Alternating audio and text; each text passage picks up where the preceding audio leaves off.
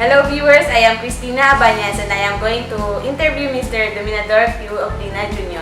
He is the owner and the founder of MyPow. Hello po Sir Oblina. Ang tanong ko lang po kung paano po nag-start yung business nito? First, may apon sa tanan. Nag-start ang amuang siomai and siopaw house mga last 3 years ago. Ang first namo is ang siomai yun. Siomai, wala kami siopaw ato.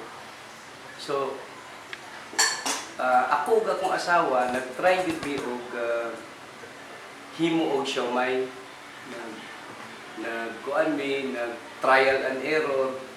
So, nakatapad mi ato og siopaw. Sa amo, daghan nga palit siomai, pero i-compare sa siopaw nga among tapad, galinyahan gud ang siopaw. So, ako ug akong asawa, nag-istorya mi, why not try me og siopaw po? Sir, ano din po yung mga difficulties na mga na-experience niyo po, sir? Ang ako ang mahimduman sa una, ang difficulties yun, itong habang nabaligya po diri sa Pioneer o Santiago. Sir, may hapon, sir. Siomai, sir.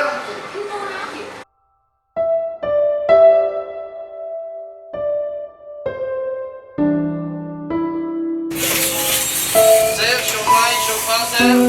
Sarap ba yan? Sarap, sir. Sarap.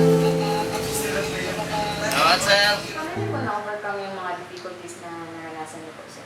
Sipag at tiyaga.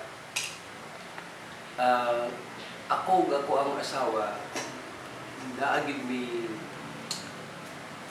kanang nagtuog yun mi nga naay joy maayo nga future sa amo ang plano nga negosyo. Sir, aside po sa business, sir, ano po yung mga ibang mga business po, sir? Ang makapawala sa stress is sports. Table tennis. Aside sa pagiging busy sa business ni Sir Oblina, naglalaro din siya ng table tennis upang mawala ang kanyang mga stress sa kanyang business. Umani din ito ng napakaraming awards.